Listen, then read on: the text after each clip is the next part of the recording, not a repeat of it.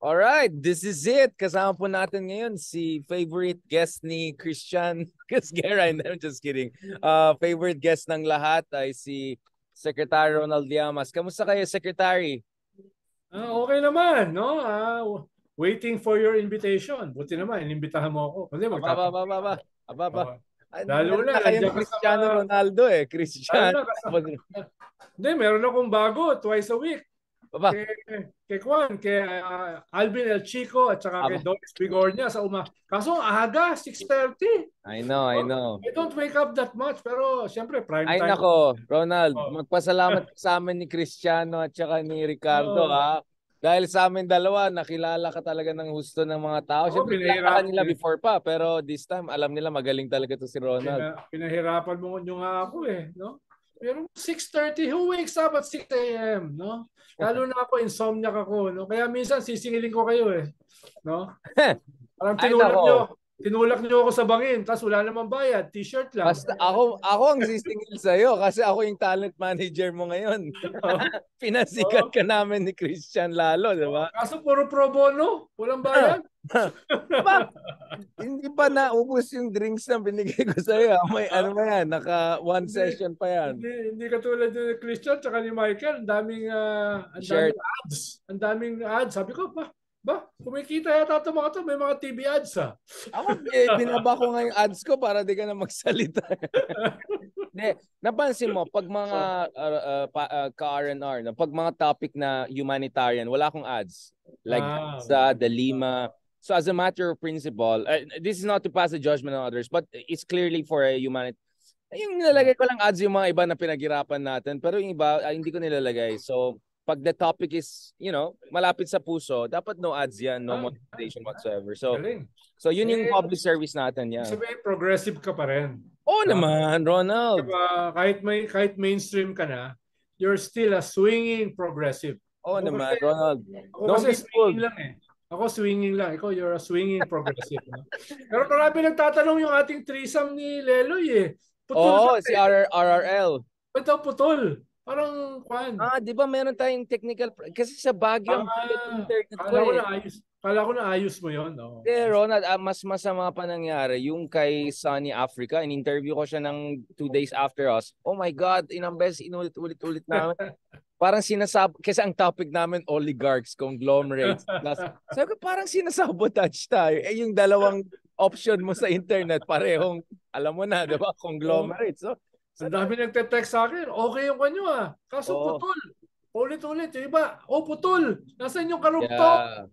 So we have to do it again. Yung ginagawa natin, siguro yung putol, yung live version ng YouTube. Pero sa Facebook, okay naman dire-diretso. So the audio should be perfect. Kuha lahat.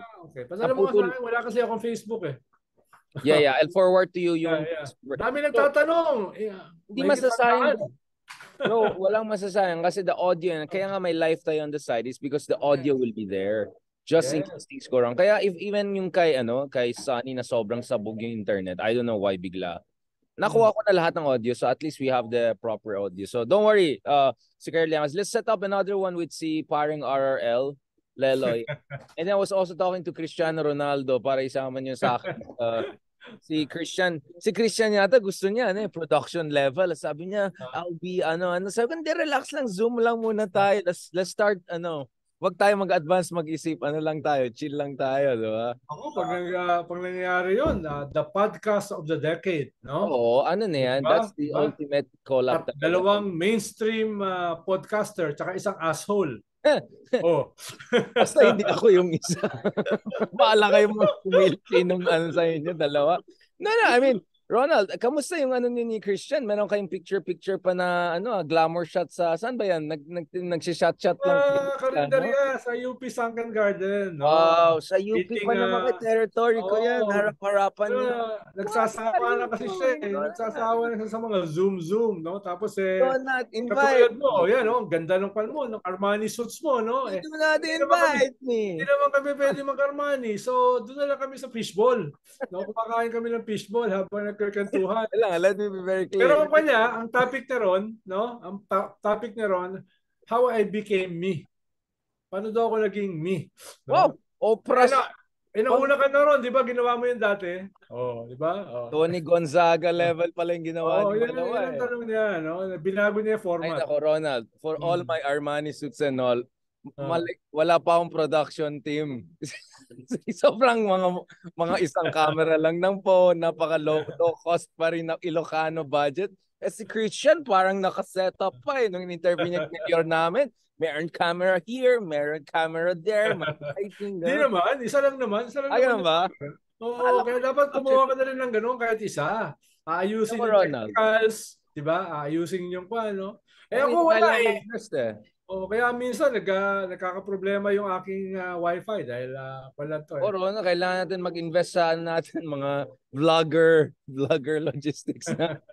Si Christian medyo advanced, may merchandise pa nga siya, di ba? Facts first and all. Gagawa rin ako ng version ko, yung purple version. Maghanap pa ako ng graphic designer. Tapos, Binigyan din ako ni Michael Pahati ng Politiscope t-shirt. Oh, di ba? Tsaka mug. Ronald, Naska ko nagpaparinig si ka na Doris naman. Bigornia eh. Sabi ko, Doris, nakakatalang ako rito ah. Sabi ko, ilan ba dapat bago bigyan niyo ako ng t-shirt? Ng Radio City Servicio. Di ba? Ngayon, Ronald, di ba yung isang agenda natin dito, balik tayo sa TV5 ng show natin, gawa tayo sa sarili. Ikaw, nandun ka eh. Nandun ka na eh. Pero gawa tayo ng sarili natin, yung parang wag po. Pero meron kayo sa gabi, ano yung bagong with sila, Jove? Yung sa totoo lang? Storycon. Hindi, sa totoo lang, dati pa yon. Merong ginawa bago si Patrick at si Edlin Gao. Storycon. The stories behind nung kanilang 4 p.m. yan, di ba? Na-interview nila ako nung... Yes, nag-guess ako dun twice, no? Yes. Gusto nila maging regular ako, pero nag-a-adjust pa sila eh. Nag-a-adjust pa. Hopefully, no? Baka para magkaroon din tayong version kasi dami nagko-comment pag nagpo-post tayong dalawa. Nako, nagwag po kayong dalawa. Ang kulit-kulit nyo. Ang dadaldal yung dalawa, di ba? Meron yung time problema sa Storycon, kailangan naka-Armani suit. Eh, yung suits ko, Divisoria lang eh. No? Divisoria lang eh. No? Alam mo, Ronald, yung mga ganyan style mo, Ronald, yan ang nagbibigay ng authenticity sa'yo. Kaya progressive ka pa rin. Sa totoo lang, progressive ako sa'yo. Swinging progressive. Ako, just swinging. Basta, wag na type, baka papuntang swinger na tong topic na. Bago pumunta tayo sa delikado. Minsan, pag-usapan natin yung love life mo, tingin ko mas tataas ang ratings mo niya, no? Yung love life mo. Talagang daming naghihintay dyan. Ronald, kay Christian na lang tayo magpa-interview din tayo ng mga ganyan, mga Marites. No? Gawa tayo ng Marites na RRC. Now, ito, Ronald, let's talk about it. So later this week, I'm hoping to interview also Leila, of course.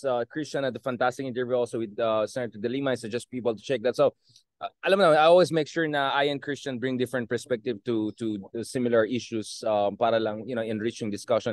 Going back to Leila issue, anong basa mo kay Harry Roque na biglang, itong judge na nag-oversee nung ni Leila, ay favorite student ko, yung mga ganyan. I like, what is he trying to do there? Anong basa mo? Takot siya na siyang susunod siya doon sa listahan ni De Lima ng mga tormentors niya, or he's trying to whitewash, he's trying to reboot his image, or nakikirelevant lang siya? What's going on there?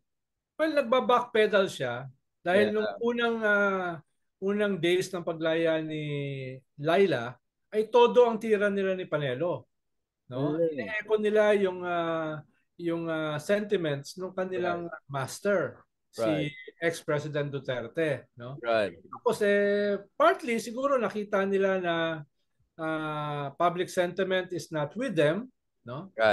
Siguro nakita nila na yung mga statements ni ex-President Duterte ay medyo papunta na sa extreme statements. So, sinusubukan nilang, siyempre, tingin nila sa sarili nila, especially si Harry, meron pa siyang political future. Unlike si Digong na medyo suicide bomber na. No? Di ba? Nearing 80 ka na, tapos ex-president ka. Di ba? Kuwan ka na. Zero-sum game. Zero-sum game. Siguro, na-realize nila, Harry Roque, hindi pa naman kami zero-sum game Pwede pa kaming magkaroon ng political future if we play our cards right. So tingin ko nagso-soft pedal sila, back pedal sila. Tinitingnan nila kung pwede pa sila mag-adjust, no? Unlike the president, no? Dahil baka ayaw din nila maipit dito sa mga nagbubungguang mga elepante, di ba? Tayo naman pag nagbubungguan yung elepante, medyo tatabi tayo ng konti, di ba? Manonood na lang tayo, labas ng popcorn, no? Baka na-realize din nila. Anong animal ba tayo, Ronald? Kung elepante no? sila, tayo ba zebra, lion, hyena? Mga daga. Grass. Mga daga. Dahil minsan kasi yung elepante natatakot sa daga, di ba? O yan. So, pag muna tayo, no? Ang problema sa daga, kahit kinakatakutan ng elepante, pag natapakan, aksidente, patay. Di ba? So, kung lang tayo, gilid-gilid lang tayo. Tayo mga daga. So, Ronald, you're saying what's happening here is like Bongo meeting PCG, making strong statements on West Philippine Sea. Yes. It's all part of the reboot. Pa-patriotic kasi malapit. Nagulat nga ako kay Francis Tolentino, who is a PDP laban, di ba? Trabaho niya, yung trabaho mo kay Digong. I mean, yung tapos legal advisor. Basa ko yung statement siya kahapon, no? Pinapagalitan yung National Security Council for rejecting yung offer ng Atin Ito Coalition na balak pumunta sa BRP Sierra Madre with a Christmas convoy, People's Convoy, no? Pinalatan niya yung NSC, no? For discouraging this coalition to bring Christmas cheer, Christmas gifts to BRP Sierra Madre, no? Talagang very sharp. Dapat nga, ang sinasabi ni Francis Tolentino, dapat protektahan ng NSC itong convoy na ito imbis na i-discourage, no? Imbis di ba? Biro mo, PDP laban yan, Cabinet Secretary yan ni Digong, no? Tapos ngayon ay very critical sa China at kinikriticize mismo ang National Security Council for discouraging this convoy, no? Kaya may mga forces ngayon at play na ang tingin nila ay they are moving beyond yung kanilang previous narrative na nakatali sa former president, no? Siguro nakita nila writing on the wall, teka, untenable ito Bata pa naman kami, may future pa kami, no? Kasing edad lang naman namin si Richard Haydarian, no? Na nakikita mo umaalagwa all over the place. So baka nainggit sila kay Richard na ito si Richard umaalagwa, kami what are we doing? Are we committing political suicide? Are we jogging in place? Felix tayo dyan. So alam mo naman yung mga ambitions nila binabalikan nila na should we go down with Duterte? Di ba? Should we join him sa ICC? No, sa korte, sa bagay, maganda yung mga kulungan doon, no? So tingin ko mamaya tayo sa kulungan diyan, tingin ko yung mga nakikita nila writing on the wall. Correct. Now, Ronald, let me push back a little bit.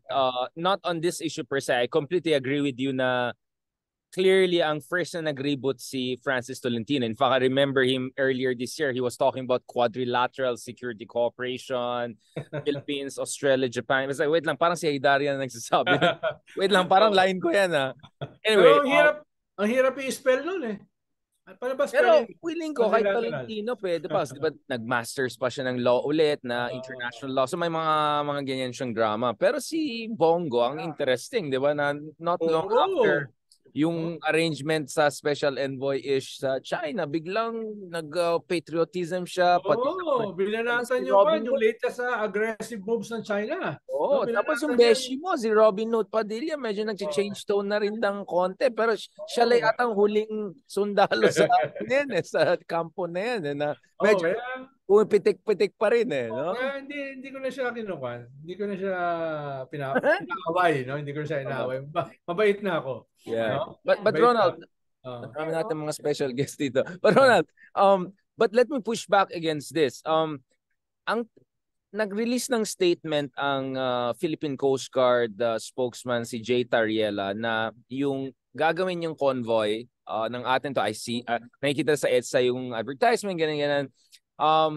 Like this is not cleared by the Philippine government. This is not necessarily in coordination with the Philippine government. I think ang concern nila is that siguro na gagamitin ng China ito to also do their own version of kunyari, pero of course kunyari sa kanila kasi hindi naman sila demokrasya, nothing can be done without the coordination of the government, unlike in the Philippines na may demokrasya. Ang fear kasi dito, Ronald, is once we go down that road of allowing the civil society to be more actively engaged in civil society, the Chinese will do their people's war at sea. Alam mo na yan, ginagawa ng Soviet Union yan, ginawa ng China yan.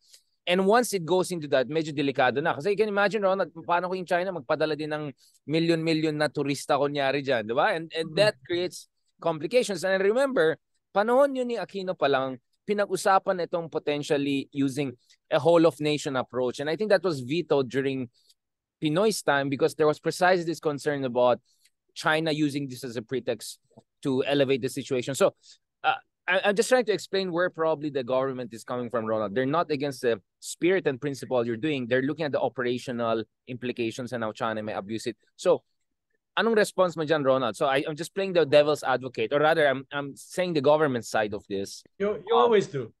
Yeah. So you even have orange. No? Yeah, and the government side, they're not necessarily the same. But Ronald, what is your take on that argument? Well, baka naman you're just giving China a pretext. Well, initially, it's apples and oranges. Parang mahirap i-compare yung People's Convoy ng mga bangka, no? Papunta sa BRP Sierra Madre with paroles and lanterns and gifts and even Christmas trees, no? Going to a rusty World War II ship with I think 20 soldiers or so, no? Bringing gifts. Mahirap i-replicate yan ng China at mahirap yan tanggapin ng mundo as the same. No, not by a stretch of the imagination na pwedeng i-package ng China that they are just doing the same. Kahit yan ay civil society, People's Convoy. Pero balikan ko lang muna what happened para malinaw yung context. Last week naglabas ng statement ang National Security Council through Yusek Malaya. To Yusek Malaya na sinasabi niya na dinidiscourage namin ito. Tingin namin ay very tense yung sitwasyon sa Ayungin. Ang suggestion namin, pumunta na lang sila sa ibang lugar. No? Pumunta na sa ibang lugar. Pero this was unofficial. So, bagamat may letter yung atin ito na I'm just a supporter and an observer, no? Hindi naman wala ako sa leadership ng atin ito no? Ay gumawa sila ng letter, no? Asking permission from the Coast Guard and the National Security Council, no, for coordination. They are not asking for a permit, no, dahil ang tingin naman nila dito sa West Philippine Sea ay parang front yard ng ating bansa. Bakit kinakailangan mo nang magpaalam para pumunta sa iyong front yard, no? Dahil ginagawa naman to lahat ng mga mangingisda di ba? Nandun yung Coast Guard to protect them, not to give them permission to fish.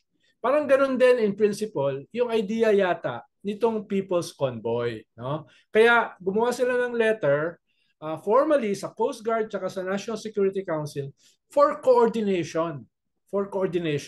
Para walang away, walang misunderstanding. No? So unofficially, umanswer si Yusek Malaya. Ito nga yung sinabi niya. Pero natuloy yung press con. Natuloy yung press con ng atin ito ng Monday. At sinagot nila itong unofficial comment ni Yusek Malaya na they're still going to continue. Actually, kasama nga nila for the first time si Rear Admiral Ong, no? Kasama ron, at si Congressman Kabuchan for the first time as magdalo. Hindi kasi available si Senator Sani Trillanes. At saka si Boy Camacho nung RAM, Reform the Armed Forces Movement. First time na nagkasama sa isang press con yung Magdalo at saka RAM, no? Yeah. Odd bedfellows bigla ngayon. Yeah, tapos nandun din for the first time yung Magsaysay awardee Kadodoy Balyon. The first fisherman to get a Magsaysay awardee. No? So, nandun din yung Vice Chairman ng National Anti-Poverty Commission.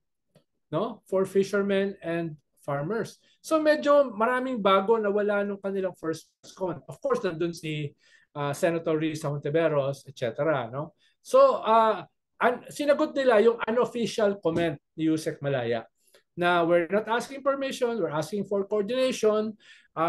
We appreciate itong kanilang sagot, pero sana ma-formalize. Sana ma-formalize. Formal letter yung pinadala nila for coordination. On the same day, naglabas ng formal letter ang National Security Council formalizing yung statement ni Yusek Malaya. Ronald, will you allow me to read the letter para lang alam ng yes.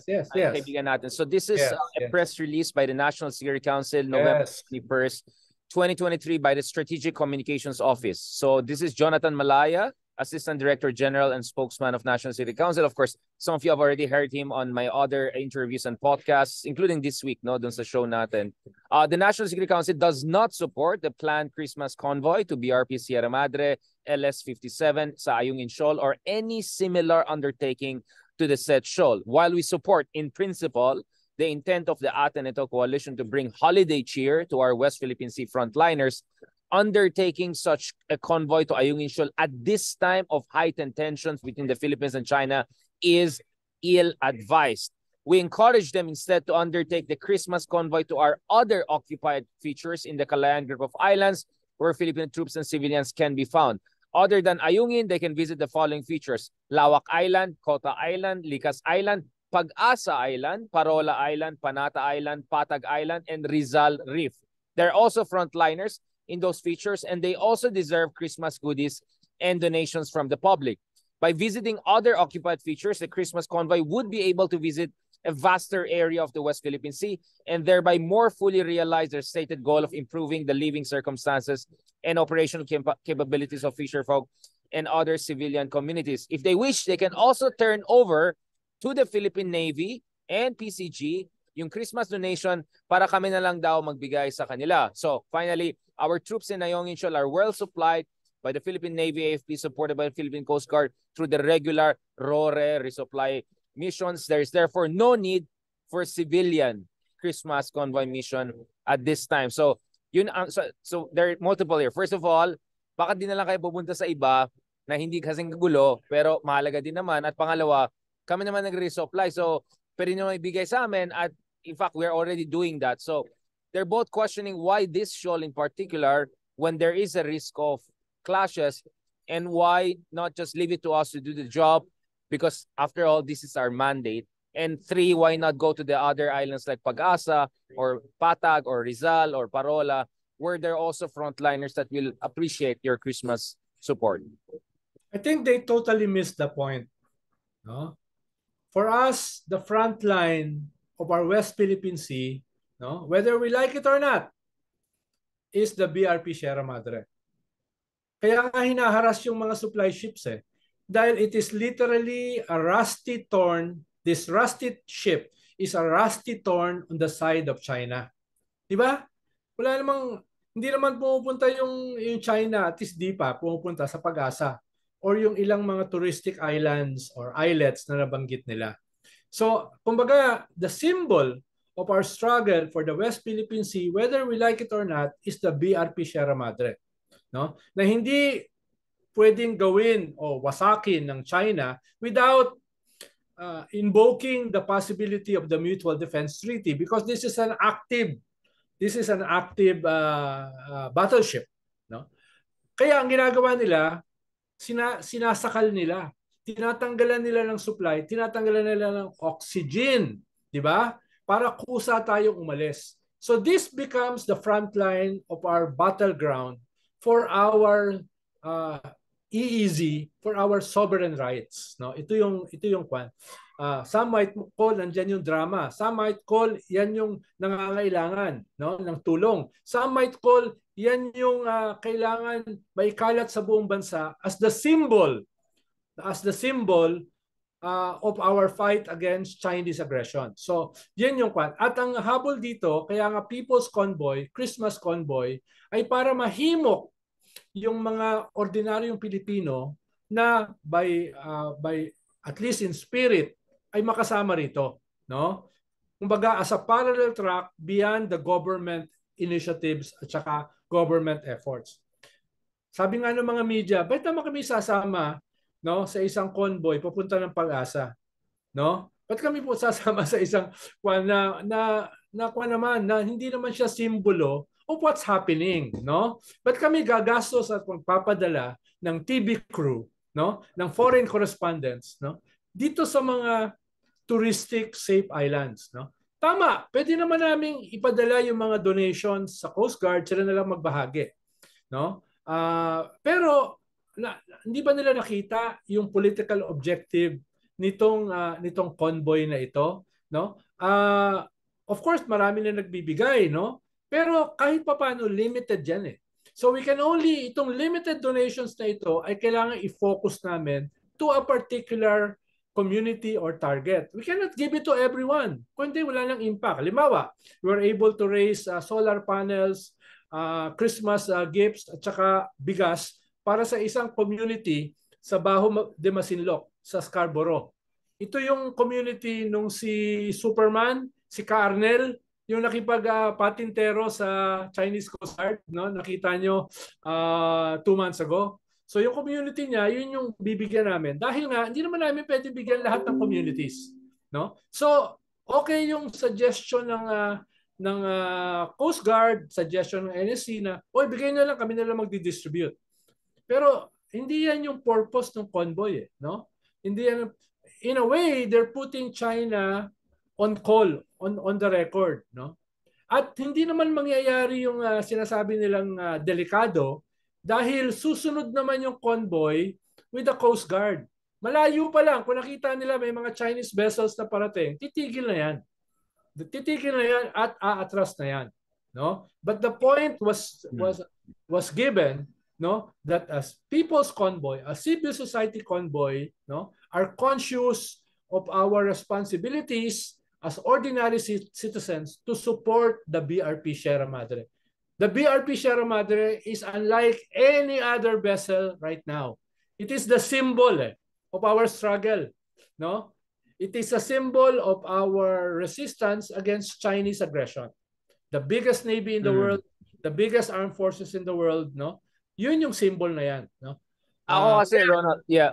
Again, I get what you're saying. Ang thing ko lang kasi is we are transitioning into a new status quo dyan sa BRP Sierra Madre because kailangan natin refurbish yan.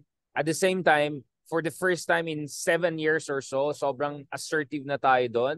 So even China is panicking and scrambling and we're still trying to figure out how do we coordinate this with our allies, with the US, but also with partners, joint patrols in the air. So siguro ang point ng government dito is, can you just give us a little bit of time? Let's find a proper, stable status quo, relatively stable, and then maybe later on you can come in. But now is just not the best time for this. And we are paid the taxpayers' money to take care of our national interests.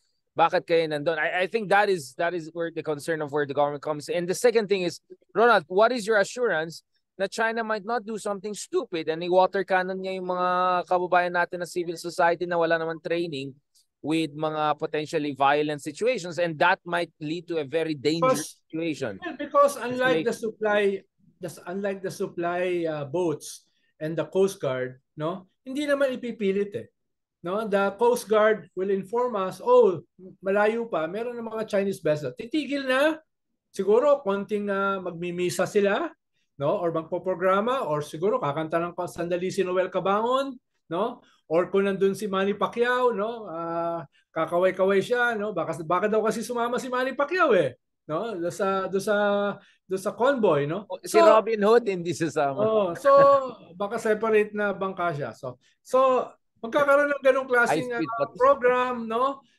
Sasabihin ng Coast Guard malayo pa, tigil, atras. Dahil hindi yan pipilit na mag-proceed, no. May mga pari na kasama, possibly a bishop, di ba? So magkukuhan sila. Kaya lang pinipilit sana na this time dahil Christmas nga eh. Hindi naman kasi Christmas sa February. Siguro gagawa kami Valentine's Convoy. Gusto mo yon, Valentine's Convoy sa February 14, no? Pero ngayon, it's supposed to be a Christmas convoy, no? Dahil ito yung kultura at saka relihiyon natin. Why not last year? Why not 2 years ago? Why not 5 years ago? So you're saying LC Digong yung president doon? Hindi lang. Dahil ngayon lang kasi nakita-kita itong, sabi ko nga, nagkausap lang ito nung buhay si Secretary Del Rosario at saka nakita sila sa isang conference with Father Edicio de la Torre. si Father Edicio de la Torre, merong show sa CNN. The way forward, ang tawag nila ay the blue economy. No? So, napag-usapan nila dyan yung kalagayan ng mga mangingisda at saka Coast Guard. So sabi nila, why can't we make a more sustained effort, no, to honor them and to support them? Pero parallel dyan, education. Dahil maraming Pilipino hindi alam what is UNCLOS. Maraming Pilipino hindi alam ano ba yung karapatan natin sa West Philippine Sea. Ano ba itong away sa BRP Sierra Madre? So parallel dyan, no, is partly educational. That's why they made a 3-4 minute documentary, animation about the West Philippine Sea for beginners na ginagamit ngayon sa mga campus tours. No? Ngayon nagsimula yung caravan para ipepresent yan, kakanta si Noel Cabangon nung ginawa niyang kanta about the West Philippine Sea, tapos may mga speeches. So, kailangan, parallel yan dito sa convoy. So, partly... Again, Ronald, it's not clear to me na you can do all of that educational animation and all of those civil society, whole of nation approach, but you can do it in coordination with the PCG and the Philippine Navy. Kasi parang nagpa-parallel, pero hindi happy yung government agency and there's a fear of escalation. And it's not mutually exclusive. You can still do all of those things. Kailangan doon kayo sa panata. Halimbawa, lahat ng caravan na yan, lahat ng concerts na yan, may free concerts sa 29 Lahat yan ay parang build up for the convoy. The convoy is the dramatic event na hindi yan kayang gawin ng Pag-asa. Pupunta ka sa Pag-asa, can that disrupt? Can that catalyze? No? Sa ngayon kasi, it's the BRP Sierra Madre, whether we like it or not. No? Yan yung front line No?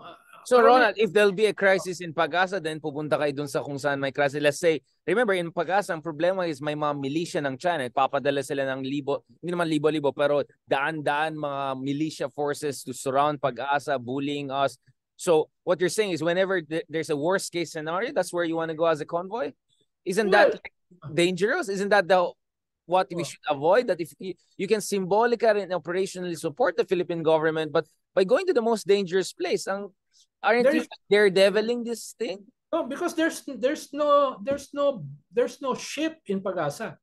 No, in Ayungin there's this rusting BRP Sierra Madre na we're almost sure gusto nilang tanggalin. Hindi naman nila pwede tanggalin yung island ng Pag-asa. Diba? Ito ay isang permanent outpost. A lonely permanent outpost sa dulo ng ating EEZ. No? Yun yung value niya. Diba? Yan yung, there's no other, wala yan sa Ayungin, wala pa yan sa Scarborough. Although, even before they were planning to do that. Yeah, sana. Yeah, exactly.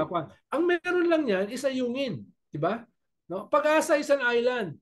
Perhaps yung mga periphery niyan hinaharas, no, etc. as well as a lot of places in the West Philippine Sea.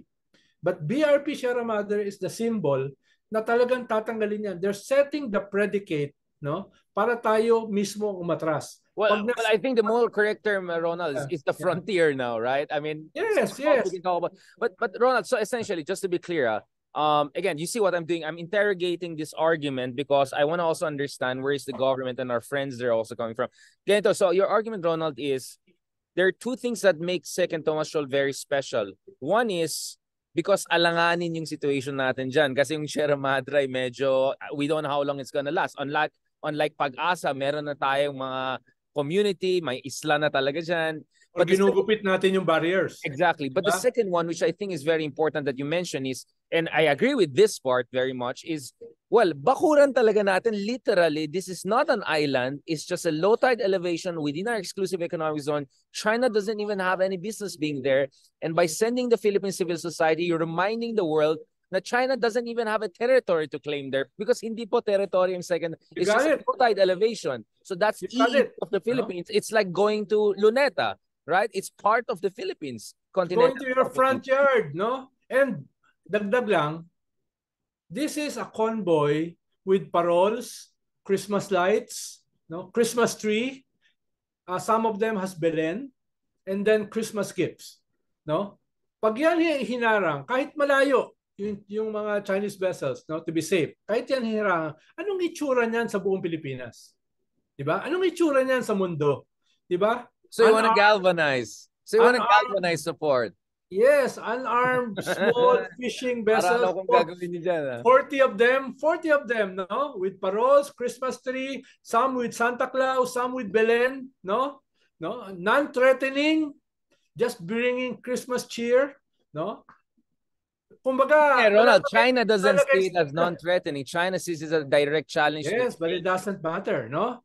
Doesn't matter. Anong image ng China sa mga Pilipino, no? Bringing Christmas cheer. Anong image nila in other parts of the world, no? Na pangit na yung image nila, kailangan pa natin papangitan pa. Pangit. Yes. Yes, pero ang problema, the Filipinos hindi pa nila alam what is UNCLOS. What is the entitlements in the West Philippine Sea? Ano ba yung nine-dash line? Ano ba yung BRP Sierra Madre? Tayo alam natin yan. But what percentage of the Filipino understand this thing? So, as a catalyst, no? Sabi nga natin kanina. So it's a catalyst, exactly. It's a rallying point you're looking at. Yes, pwede naman magkaroon ng educational program. Pwede naman magkaroon ng concert. Pwede naman magkwan. Pero, to catalyze that, for everybody to be interested, no? There must be an event. And the convoy is the event. Okay, so I see where you're coming from. I mean, you can see my reservations with this. I'm kind of 50-50 really, honestly, on this. I see the both sides of this argument. Because lahat naman tayo mahal natin ng West Philippine Sea. This is a question of tactics, diba? What is the best means to protect the Philippine West Philippine Sea? Your argument is, wag tayong magpatakot sa China, wag tayong magpa-intimidate sa China, wala silang basihan to even be there, and it's important that the Filipino people see Filipino people also there, not just military, not just Coast Guard and all, and that could be a catalyst for greater mobilization of society to care about. Okay, I see your argument. Again, I may not exactly agree with it, but at least na narrow down natin bakit ito yung case. Because yun nga, Ronald, outside, I don't think hindi klaro masyado yung two sides of the argument. Kasi usually makita na nagmamaganda, nagpapa-relevant. So thank you, Ronald, for being the de facto spokesman of the ating ito movement. Which I'm not. No? Which you're not. Kaya nga sabi ko de facto, di ba? And I didn't want to act as de facto spokesman for the government. But we're just doing this for the sake of argument. Again, lahat tayo mahal natin ng West Philippines. Basta ang bottom line ay ayaw ng coalition na makaaway ang Coast Guard, na makaaway ang NSC. So maghahanap sila ng what's the best compromise. Yeah, no? Exactly.